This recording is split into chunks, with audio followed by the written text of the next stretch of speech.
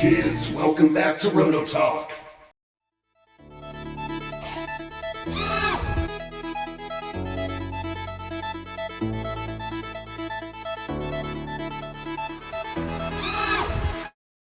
Hey kids, welcome back. You haven't heard that in a while, unless you've been watching reruns.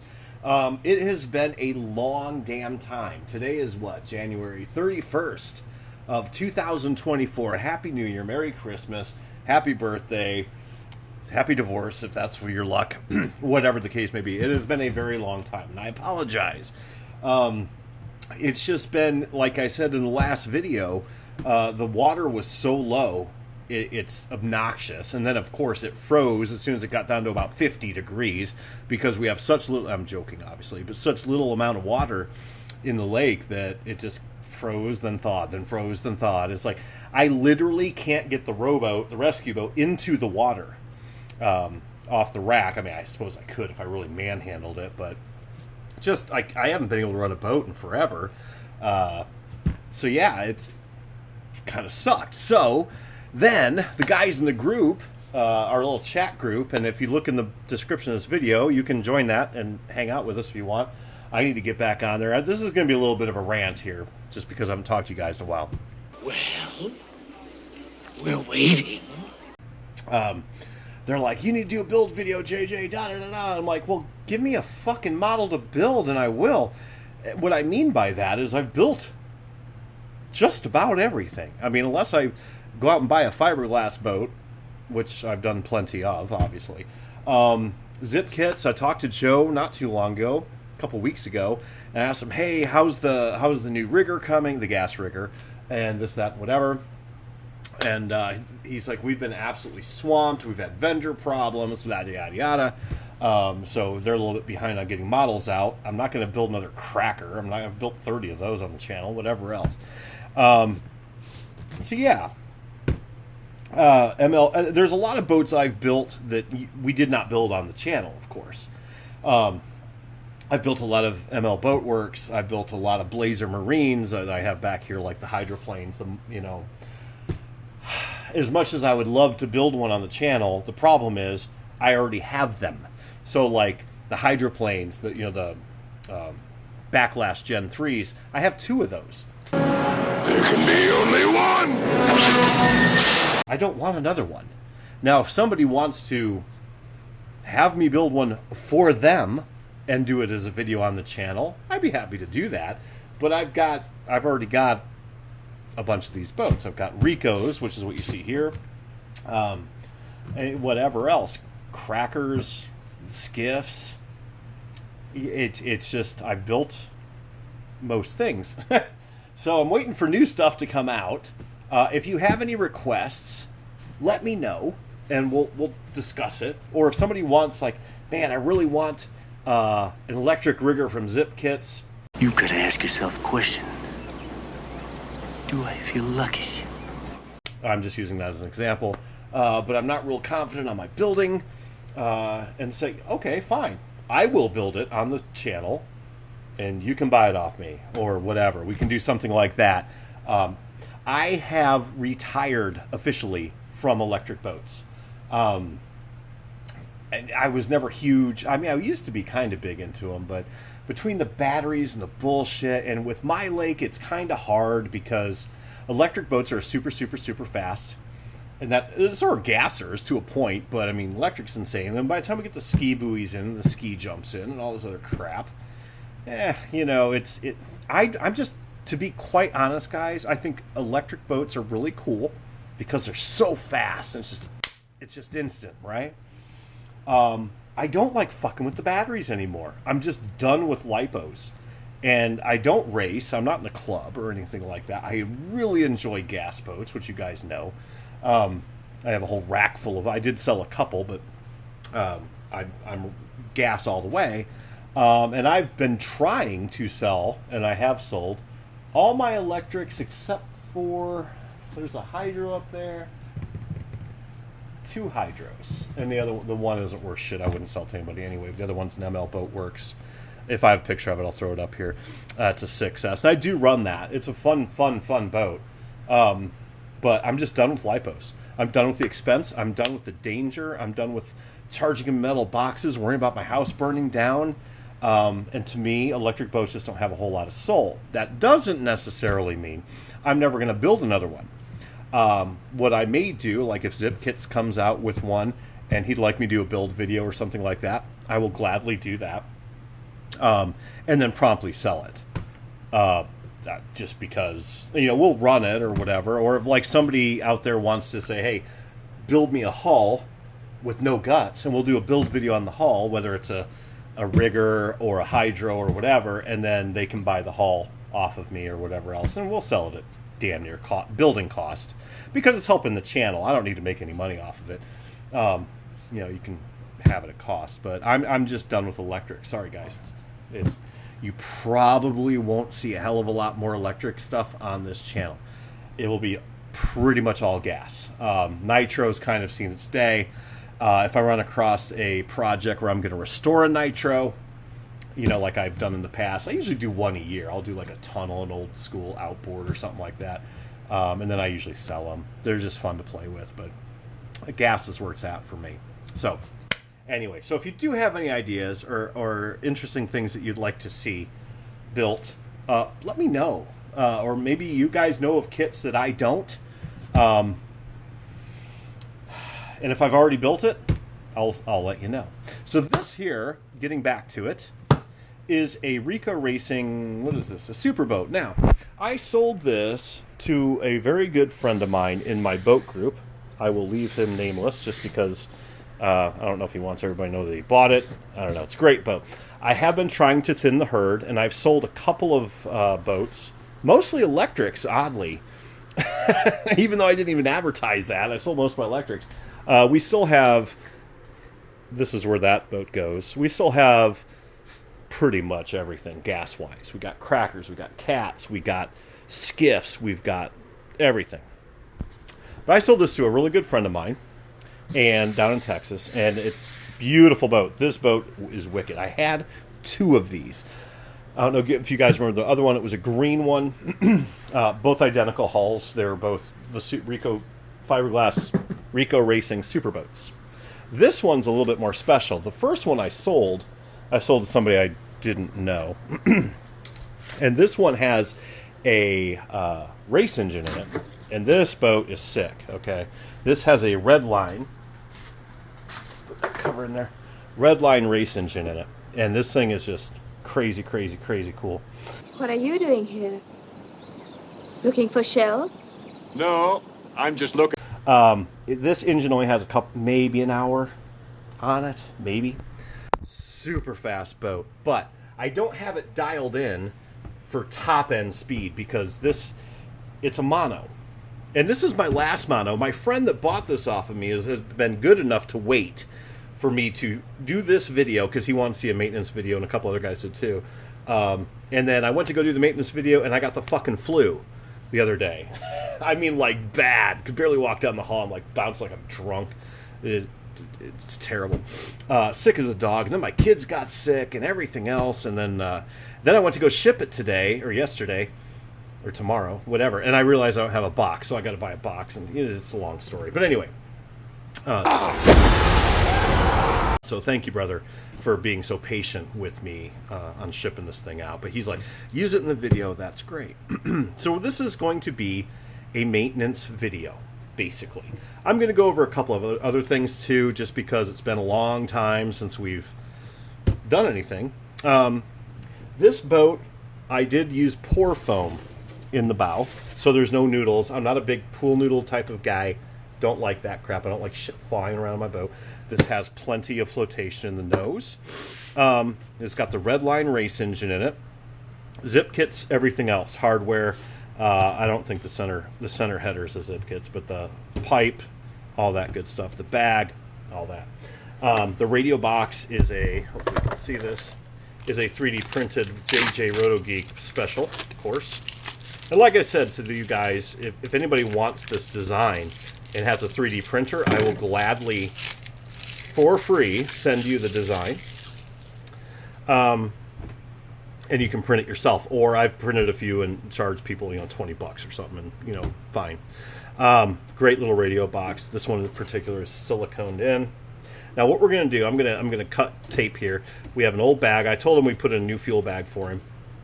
I'm going to clean this out because it looks a little Jack Nasty face. Down. Give heed, you vermin.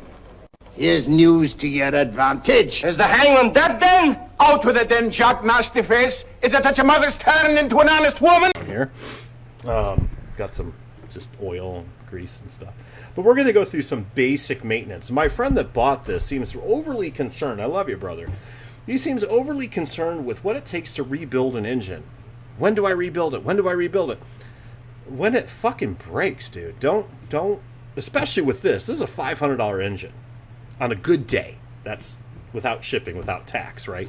Very, very nice engine. But if this were like a standard Zenoa 30, to rebuild the top end, and I have a couple of times, and we're going to talk about maintenance issues and blow-ups and things here in a minute. Don't even worry about rebuilding it. Chances are good, if you're a sport driver like me, I do not race. I'm not in a club. My buddy's not in a club. Chances are good you'll probably destroy the hull before you rebuild the engine. I mean, it's just how it is. Even with a race engine, these things are ported, and they're this thing is stupid fast. Great. I love these motors. I have a few of them, and at first I think he wanted me to put a stock 30 in. I'm like, I'll sell you this one pretty much at cost if you want it. And I said, oh, okay. So he took it. But anyway. So we're going to get into that. I'm going to grab a couple of tools. I'm going to clean this schmutz out of here, just so it doesn't look so nasty. Now, because this is a race engine, I do not have a pull start on this. It's belt only. Just because of compression and whatever, I just think having a pull start on a red line is kind of stupid. You can do it, but I just, with anything that's a high-end engine, I go straight up. So, but we're going to go ahead and pull everything apart on this thing. We're going to go through the general maintenance. Maintenance meaning maintenance after a run, maintenance winterizing, and we're going to talk about what happens when you need to rebuild, things like that. So let me grab some tools. I'm going to loosen this pipe up so we can kick it up, and we'll be right back. I have to admit, it feels good to be doing a boat video again. I've missed my boats. This has been shit, man. I mean, just with the drought and winter and Christmas, when I will literally run boats usually until it freezes, because I can. I live on a small amount of water. I have a boat a rowboat I can chuck in there. I will run till almost Christmas time usually, and I'm in northern Indiana. And so this is, I've gone back into, I'm a guitarist, so I've been restoring guitars and doing stuff like that again quite a bit, just to suck up some time. So this feels good. Thanks, guys, if you're watching this, and gals, if there are any. So first thing we're going to do, we're going to assume I don't have 1,000 frickin' boats, and I run one gas boat. And what do you do? Because here's why I say that. I have to sneeze. Hang on.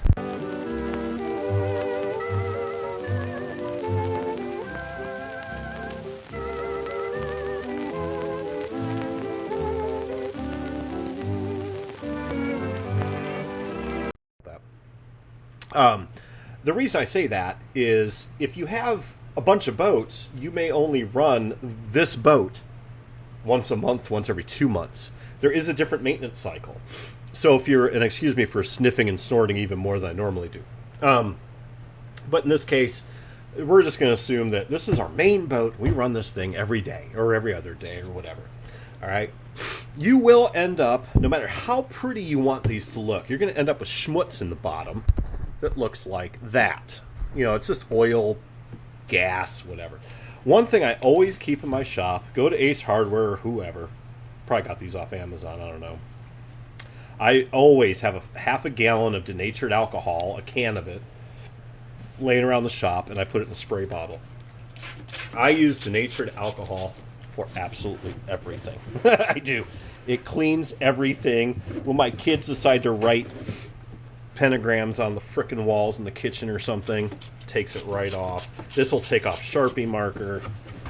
Denatured alcohol. It's good stuff. And I'll clean this up a little bit better for my buddy. Probably not a lot better though, because he needs something to do. He can clean it. All right. But either way. So in the case of this boat, we're going to assume first scenario is running. Okay, we went out, we ran our boat, everything's copacetic. We did not flip. Okay, one of the things that is kind of a taboo, a lot of guys, first and foremost, let's talk about fuel and oil. Let me grab the oil. Where is it? This is what I use. AMSOIL synthetic 2-stroke Sabre. All I use now. All right, I got luminous. Now, I have used 2-stroke oil from Ace Hardware. I have used Redline, not to be confused with these guys, but it's a different Redline. It's super expensive. It's more expensive than Sabre. And I've used everything but fucking canola oil, I think. I have never noticed a difference. Now, there are some proven tests that I've seen, and I'm not going to look them up. You can look them up, where AMSOIL does have less residual burn back, like it doesn't carbon up your pistons as bad and things like that. That's why I use the AMSOIL. It is very expensive. I think it's like, for that gallon, it was like $80. But it lasts a long time. I run 8 healthy ounces to a gallon. Now, when I say healthy, might have a little bit less than a gallon of gas, 8 ounces of oil ish. Or I might have a whole gallon and a little bit more than 8 ounces. You can go up to 9, whatever. Better too thick than too thin with lubrication, especially in an engine like this. That's my opinion. Now, higher the oil level, usually the better the compression, but there's a point of no return, okay? Because now all of a sudden you're shooting out pure white smoke, you can't get it lean enough, and it's just, don't go crazy with it. I've been on boat forums where these guys are like, you have to use 8.1 ounces of fucking oil. If you don't, the world will collapse. I'm like, oh, for God's sake, you do not. The other thing I strongly recommend, now, take this with a grain of salt. Ethanol-free gas, right? Sometimes called sport gas, where I live. Now, I live up in a billion lakes, so there's boats everywhere, marinas everywhere, whatever else. Sport gas, or what's the other term they use? Recreational fuel. And it's stupid expensive, too. It's like $5 a gallon on a good day. Yeah. If you run your boat a lot, like if you're just, you love RC boats, dude, and you're just running this shit like every day almost, or at least once a week, ethanol's fine. That's a myth, okay? In my industry, what I do for a living or whatever, I've been ass end deep in ethanol and the ethanol plants and all this other crap back in the day. And ethanol is a problem when it sits. When it, like, you let it sit over the winter, or you let it sit for a month, or you let it sit for even a couple weeks maybe. That ethanol will eat through frickin' anything. Now, here's the kick in the ass. If you are running your gas through, you can run ethanol all day. It doesn't matter. Why do you think you can run your car on gas that has ethanol in it with no problems? Because you run your car every day. It's not sitting there for months on end, rotting, and having that ethanol just eat the shit out of it. You're cycling it through. That, and don't listen to anybody that says different, because trust me, I've designed the systems that weld the pipes in ethanol plants. I know how this stuff works. And it's like, for a model boat, if this is my main boat and I run it a couple times a week, or even once a week, I don't think I'd worry about it. I'd run normal gas. If you have like 10 boats, and you might run this one twice a summer, so for me, I run ethanol-free gas, all right, or sport gas. But in some areas, that's super hard to find. And there's a way to separate the ethanol from the gas, too. That's a different video. And I've done that just for fun, just to see how it works. These are model boats. We're not running a V8 frickin' Ski Nautique or anything like that. So it's like, if I spend $5 a gallon for 2 gallons of gas, ain't going to break the bank for me, all right? So if you have the ability to do it, what I would recommend is buy ethanol-free gas no matter what, because it also has a longer shelf life. Okay, that's a whole other debate. And people really love to get shitty about gas debates. I've never understood why. Well, if it's this octane and if that, and it's like octane, higher octane does not make it more combustible. Higher octane gives it a longer shelf life. It's whatever. And I'm not going to get into that fight because everybody gets into a fight about that. And it's like, I've worked with fuel companies before. I understand the physics. I understand the chemistry. And it's fine. So if you can run ethanol-free gas, is it super important? One thing I would recommend, this is another taboo a lot of people don't like to say, is,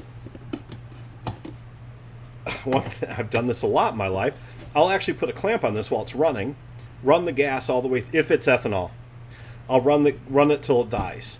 And guys will say, oh, well, that's a 2-stroke engine and you're starving it of oil too.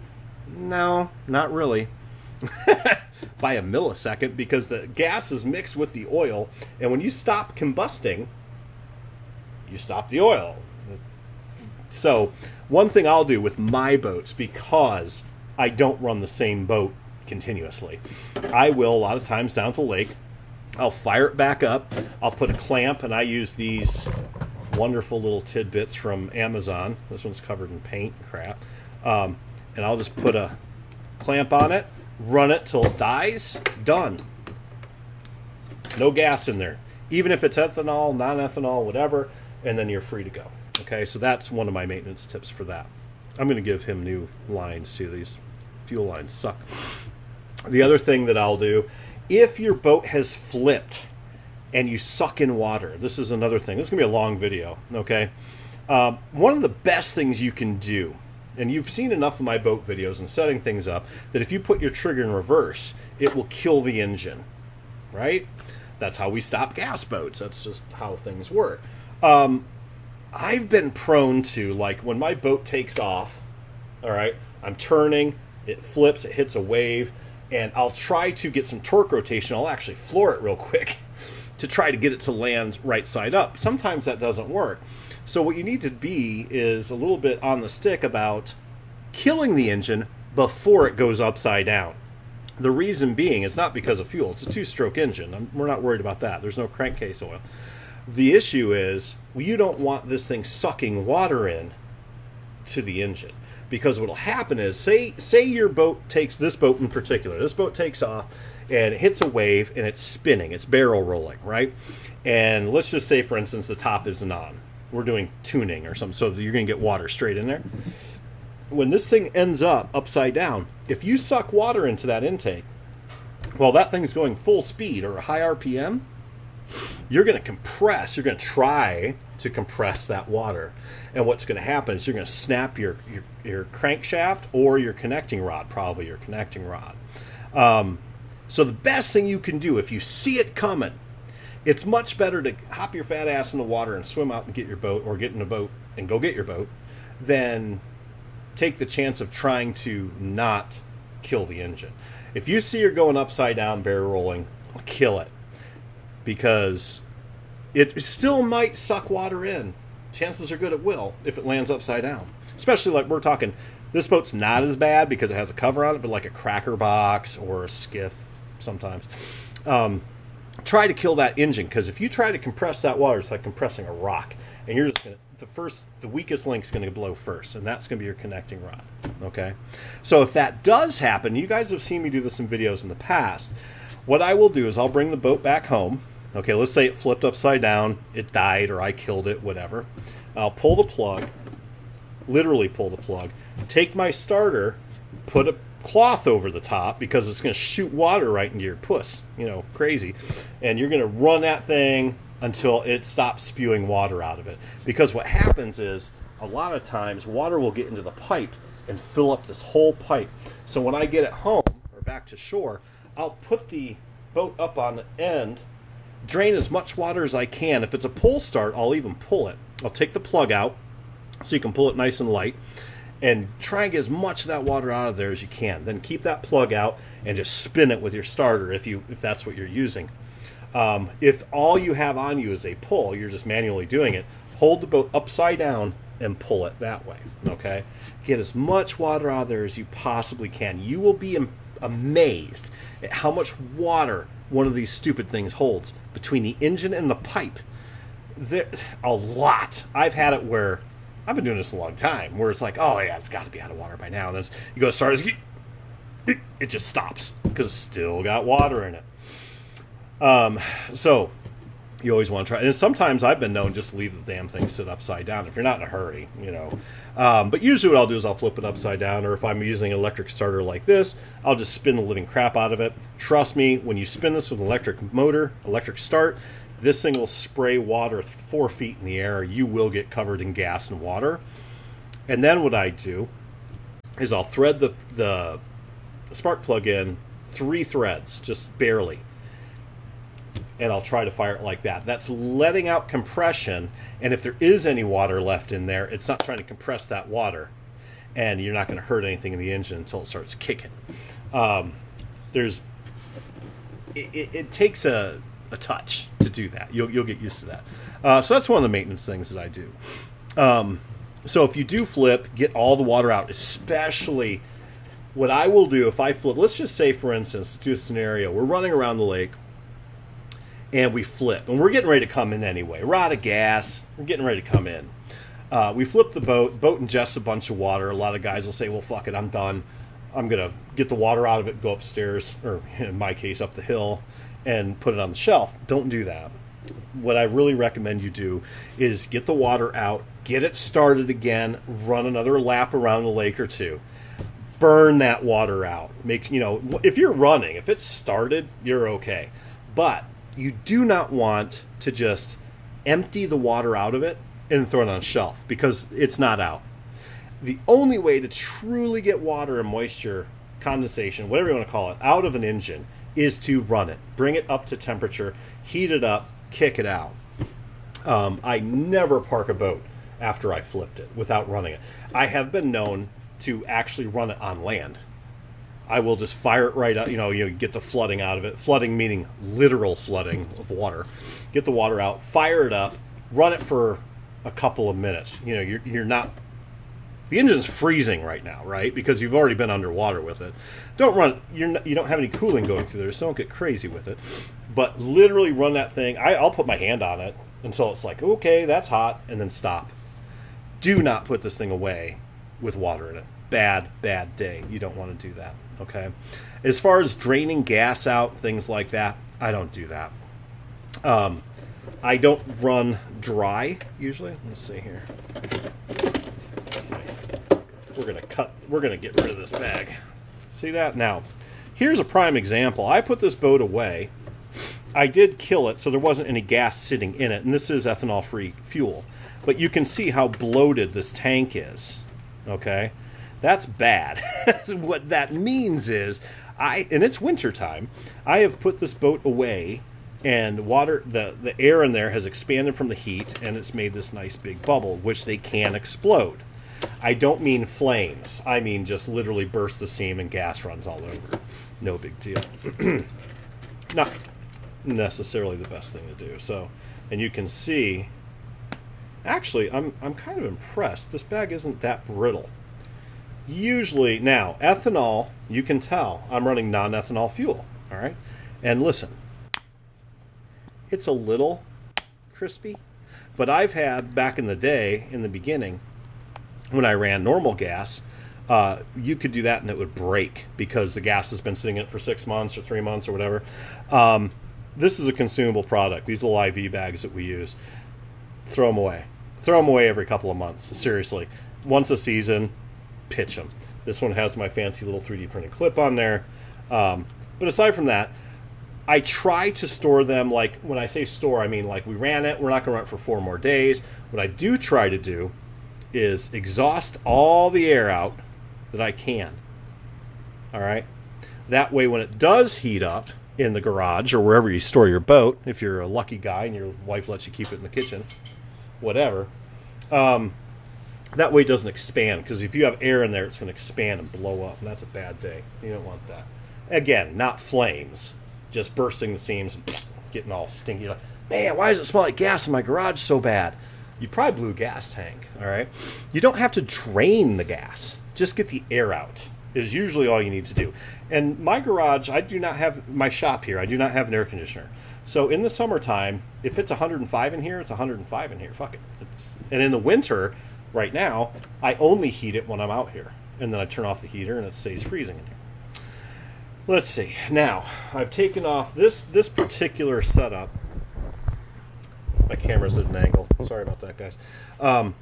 Is a center, which is not the best way to do this, but with the mono, it works. All right, so what we're going to do, you kind of have to loosen that to get it to do that. Our radio box, so this is after a run. Try to fix this. All right, whatever. Okay, my radio box. So I take the lid off. Now with my radio boxes, I designed them so they have this hole in the top. So all you have to do is take the tape off. You don't have to take the lid off. And that'll let, when it heats up, if you do have some moisture in your radio box, it'll let everything evaporate, right? Because you do not want condensation in your radio box. It's going to screw up your switch. It's going to screw up your servos, even if you waterproof them. Nothing's waterproof, guys. Titanic proved that. Nothing's waterproof, all right? So these are damn close, but it's still possible, especially if this thing's gone ass end up and you're floating in the water and this whole thing's full of water. It will happen someday. You will have moisture in there. Now, so I made these so you can peel the tape off, and if it's hot out, it'll just evaporate out of there.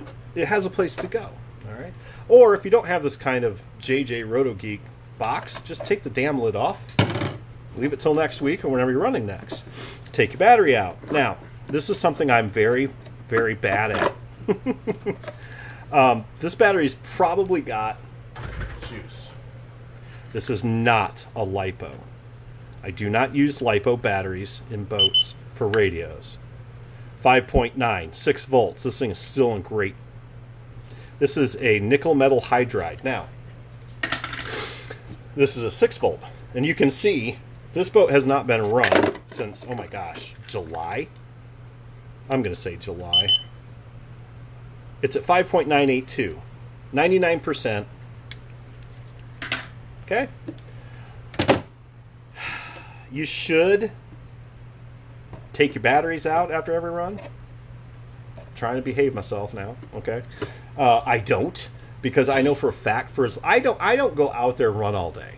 Okay, guys, when I go out and run, I run a tank or two, and I'm done. Or I'll switch boats, or I'll, whatever.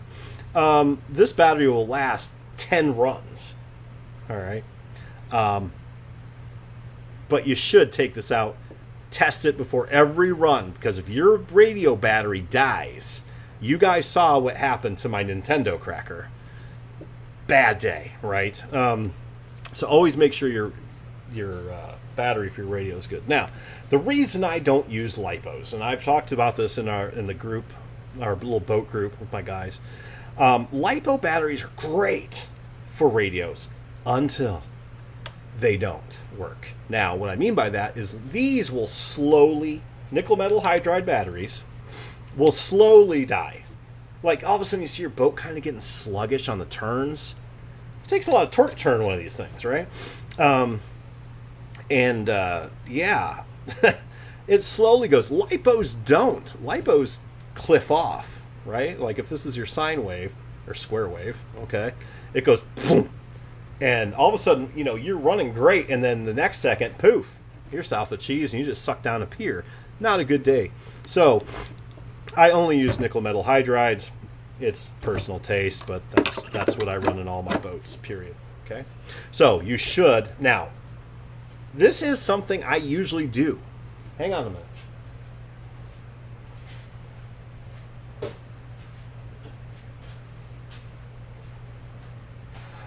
Being an electronics guy, this is what I use for electronic cleaner, all right?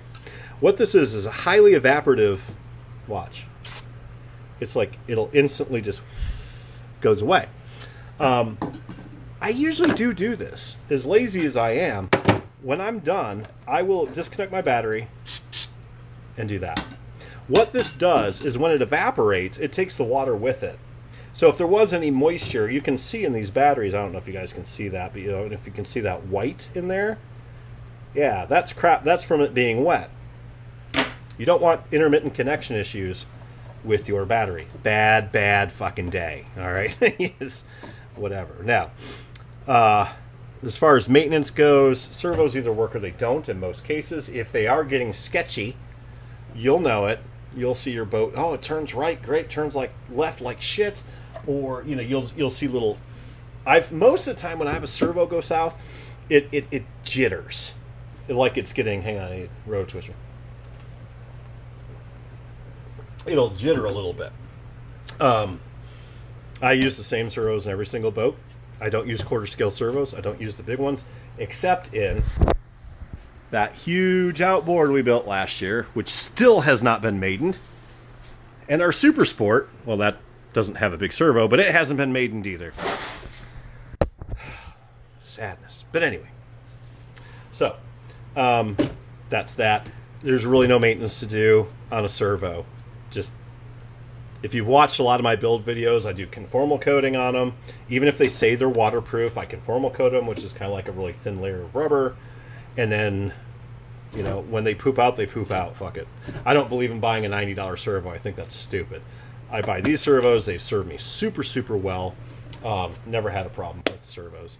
Now, the next part, a lot of guys will be like, oh, well, you need to clean your boat after you run. You need to do this, you need to do that. Not the worst plan, right? I don't, but as you can see. But I do take out my prop, or my shaft. So we loosened the collet. The collet takes 2 5/8 wrenches, right here, right? So we all know how to do this probably. And we all know how to grease a shaft. And drop wrenches. All right. What I do with mine, I usually just wipe them off. I don't do this after a run. You probably should. You should take your shaft out, dry it off, get the old grease off, re-grease it, and plumb it back in. I don't. I usually wait till the next run. These are stainless. They're not going to rust. So what I'll do, that every time I go to run a boat, I pull the shaft. And then I wipe it down like you just saw me do. Sometimes I might even alcohol it just to really get all this grime out, but not too much. And then I take my grease, and I did a whole video on lubricating your prop shaft. I'll lubricate the prop shaft, and what I'll do is I'll slide it back in. And when you slide it back in, all of a sudden you'll see a bunch of goo just kind of coming back. I'll pull it back out, wipe the goo back on there, and just kind of do that like 3 times. Slide it in there, reset everything, you're good. I am an absolute firm believer you grease your shaft every run, especially on an electric. Don't even attempt it. If electric guys run such a higher RPM and usually smaller shafts, bad day at the zoo. I'm telling you, grease them. Yeah, that's just an absolute given. The other maintenance stuff is kind of basic. I mean, just make sure your bolts are tight. These things vibrate like dildos. I mean, they really do. Make sure everything's nice and tight. You guys have seen enough of my videos to know Loctite, Loctite, Loctite, Loctite. Unless it's a teeny tiny little set screw, Loctite. Everything. These things vibrate like an earthquake. They're terrible. They're worse than cars, I think. Check your prop, obviously. I wouldn't say take your prop off and rebalance it and all that crap. But make sure there's no dings or chunks taken out of it, because if there's dings or chunks taken out of it, it is out of balance. That's kind of common sense. But when it comes to just your engine, make sure your fuel. I like to burn my fuel out. You don't have to. If you're running ethanol free, don't even worry about it. Don't burn it out. Just kill your engine like you normally would. Let it sit in there. It'll be all right. And that's it. Make sure your lines are good. That is another maintenance thing that I do, believe it or not, quite a bit. I don't do it as much as I used to. Now, what I mean by that, these lines in the back, I'm going to try to straighten this damn thing out. These lines in the back, what I will literally do is I will take one of them off here and one of them off the header, depending on your configuration. And I will blow through this side. Why? Because I want to make sure this rudder, these are tiny hole ports that go up this rudder, right?